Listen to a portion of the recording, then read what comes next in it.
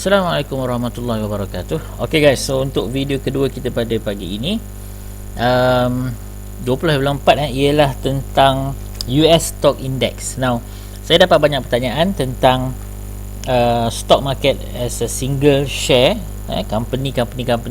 So hari tu kita dah tengok, saya ingat lagi Microsoft, Gilead, kita dah tengok Disney, Netflix, dan ada beberapa lagi lah, yang Wells Fargo, JP Morgan. Baik, itu single share.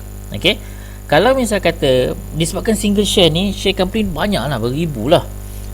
Kalau anda nak tengok, nak pilih, nak scan satu-satu pun muntah darah juga. Jadi salah satu option yang anda boleh lakukan ialah dengan trade index. Okay, so kita nak mulakan dengan US index ni. Ada 3 yang utama. Okay, kita ada Dow Jones yang ini, DJ. Okay, Dow Jones Industrial Average, ada 30 company. Dan yang kedua kita ada S&P, S&P 500 500 lah. Dan kita ada Nasdaq, Nasdaq ni 100 company. So dekat Primus, yang ini saya gunakan MT4. Dekat Primus ada ketiga-tiga ni. Dan Primus juga saya perasan dia ada offer mini index dekat sini. Of course yang lain ni ada stocks 50, ada Jerman punya, DE, Euro, kemudian ada yang Australia, Japan, tu yang cerita lain, tapi yang dekat US 3 yang utama. Okay, Dow Jones, S&P, Nasdaq dan juga Dow Jones. So kalau anda nak trade index dekat broker anda, tengok ada tak ketiga-tiga yang saya cakap ni. At least minimum mesti ada lah. Okay, now bila saya check dekat kita punya, sebab saya kan tengah try platform baru. So ini dekat IG. Dekat IG ni Wall Street. Baik, Wall Street ini adalah S&P. Okay, Wall Street ni S&P ke, sekejap lupa. 24. Bukan, Wall Street ni adalah Dow Jones. Wall Street ni adalah Dow Jones. Okay, kemudian US 500 ni S&P 500 lah, sebab 500. Dan US Tech ni adalah Nasdaq.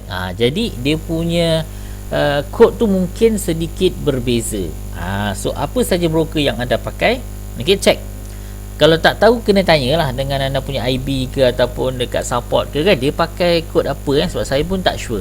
Certain broker mungkin dia akan hadir dengan kod yang berbeza. Okay, so ini adalah 3 stock index yang dekat US yang mana saya rasa anda perlu tahu dan sebagai satu optional untuk anda trade. Maksudnya kalau anda tak trade forex, tak trade gold, tak trade commodities, anda nak trade saham satu-satu stocks tu mungkin pening.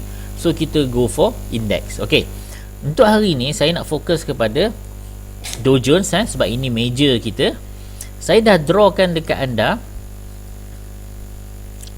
Sebelum tu, kalau anda tengok movement, ini Dow Jones. Okay, ini S&P kita, turun, dia naik sini. Dow Jones turun, dia naik sini. Ini Nasdaq, turun, dia naik sini. See, dia punya movement untuk ketiga-tiga ni sebenarnya hampir sama saja, hampir sama. So kalau anda buy atau golong untuk satu, most probably anda boleh golong untuk tiga-tiga. Okay, kalau anda short untuk satu, most probably anda boleh short tiga-tiga. Okay, so untuk hari ni mungkin saya nak tengok dekat Dow ataupun Wall Street ni dulu. Baik, dia dah tergolek hari tu banyak. Kalau anda perhatikan, saya ingat low dia is somewhere dekat 18191. Okay, yang ini low dia 182. So ni 181 ni lah. Alright, so 18191. Ni budak baru belajar ni, baru nak tarik-tarik ni. 18191. Okey. Nah, itu low dia. So ini saya dah lukiskan satu Fibonacci, Dan high dia ada beberapa high dekat sini. So maybe anda boleh ambil yang sini lah. Oh, saya gunakan angka genap saya terus. Round number 29600. Okey, 29600. Ini pun by right saya boleh letak 182 je, senang lah. Tak payah nak lurus sangat lah. Okay, so just round number. So daripada situ price naik, inverted hammer, Okay, so candle ni engulf. Ingat inverted hammer, cara trade dia ialah high ni dia break. Okay, situ kalau anda letak buy stop, buy right dah masuk entry lah.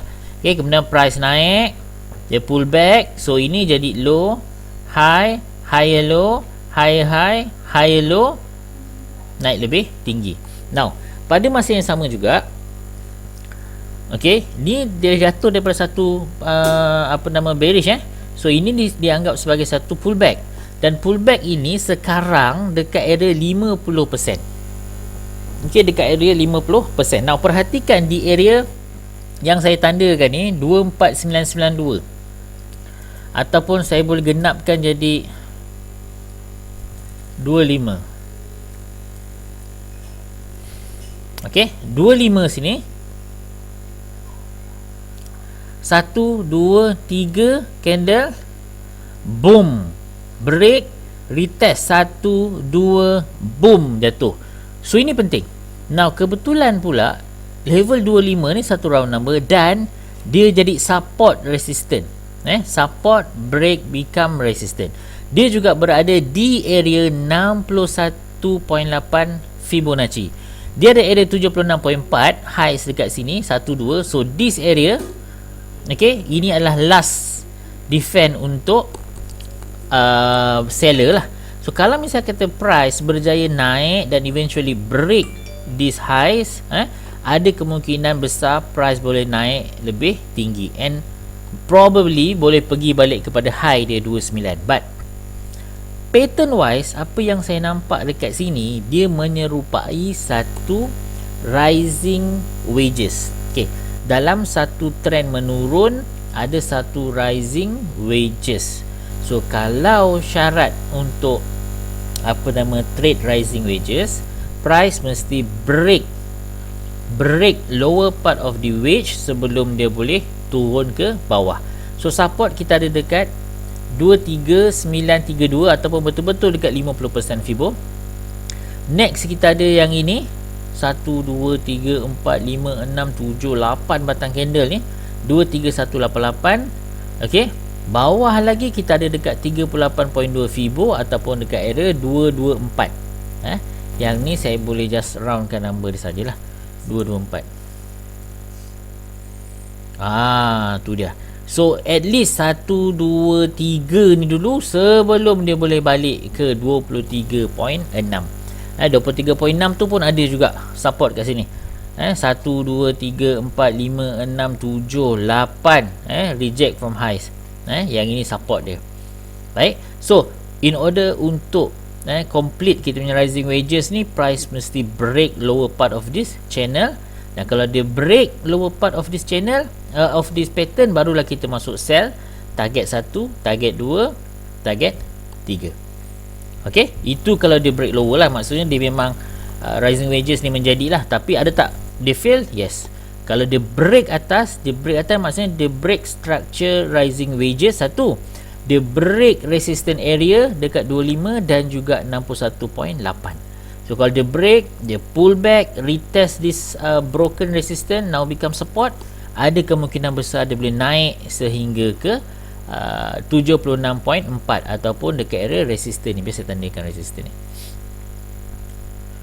Saya ingat di sinilah kalau saya ambil shadow ataupun di sini. 267 268. Okay, so saya just roundkan dia punya numbers ni. Okay, so itu dia numbers dia. Baik, boleh. So same goes kepada S&P pun sama juga. So ini chart S&P yang clean, saya ketengahkan sikit. Ini low, ini high. So apa yang kita nak buat, simply saya boleh gunakan horizontal line dulu. Saya pakai yang ini. Alright, so saya tandakan ini low dia. Okey, lepas tu saya ambil balik atau saya boleh duplicate kat sini, duplicate. So saya tarik dekat atas ni, so itu high, yang bawah tu low dia. Kemudian saya boleh duplicate lagi sekali, saya turunkan untuk support. Ni macam ni penting. Okey, saya suka yang macam ni, nampak? Ni reject, lepas tu reject, kemudian bila dia break, dia retest ni lawa. boom, dia naik atas. Okay, so support. And then kita ada juga, saya duplicate lagi satu yang ini, see, tengok sini, 1, 2, 3, 4, 5, break, retest again, sekarang jadi resistant, kuat dekat sini. Okay, satu. Dan bila anda buat macam tu, anda juga boleh gunakan satu trend line, okay, ataupun dekat sini dipanggil point to point. Okay, saya sambungkan di sini ke sini. Okay, and then kita ada point yang kedua, saya duplicate. Menggigil juga first time guna IG punya platform, so ini relatively new lah. Asyik pakai MT4 je kan, so kita tukar selera sikit. Ni dia. Okay, there you go.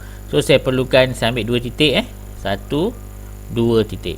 Alright, ini yang dekat hujung ni kita panggil dia punya apex, apex. So kalau lagi cantik tu, kalau dia apex tu dia mengecil dan bersilang. Okay, baik. So kita punya rising wedges, kita ada resistance sini, support dekat sini, di sini pun boleh jadi support lah. Last. Saya ingat sini pun boleh jadi support, in case kalau price break ke bawah this area, tak apa. Okay, kita draw dulu, and then baru kita buat Fibonacci. Again, saya tarik daripada atas, sebab ini trend menurun kan, so kita anggap yang mana kenaikan ni adalah satu pullback. Okay, so tarik sampai sini, there you go. Okay, so kita ada yang kuat ni dekat sini lah, nampak gayanya. Yang kuat ni dekat area 38.2. Okay, sebab dia bersilang dengan kita punya current price. Dan kita ada current support, kita ada di 50% ni atas sikit, dan 61.8 ni lawa.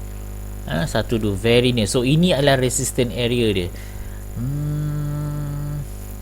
Ada rectangle, okay, cantik. So ini rectangle area, ini area dia.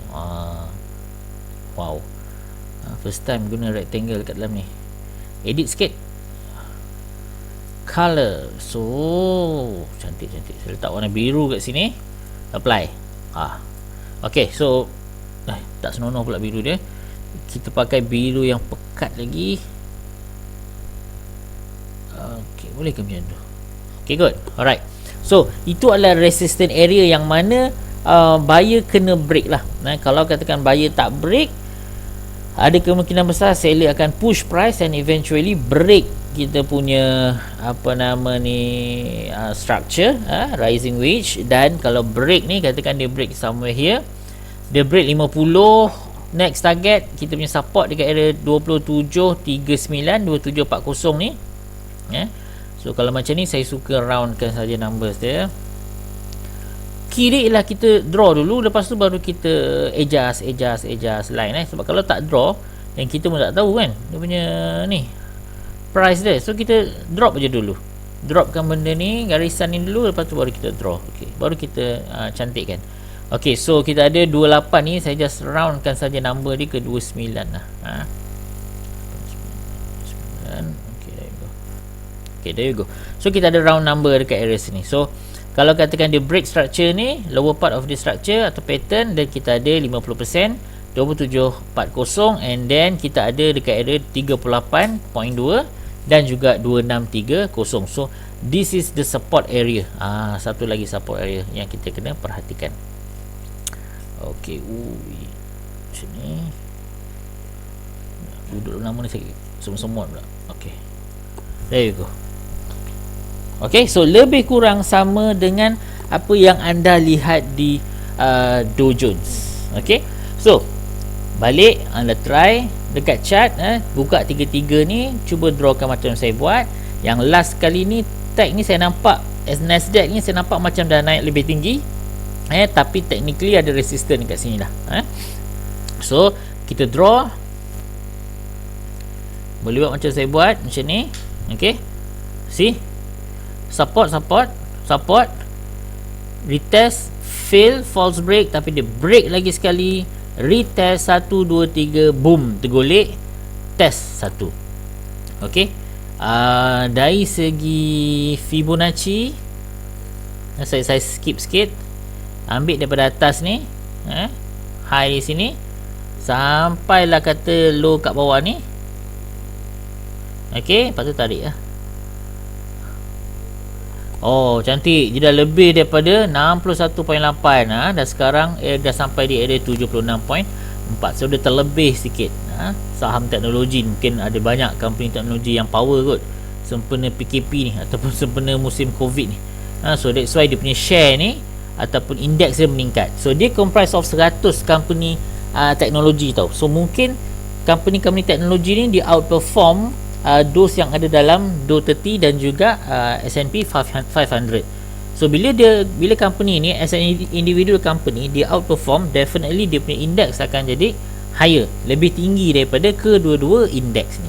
Okay, so that's why kita nampak Dow Jones Nasdaq meningkat, nampak lebih tinggi berbanding dengan yang kedua-dua chart index. Okay, so guys, itu saja untuk US index.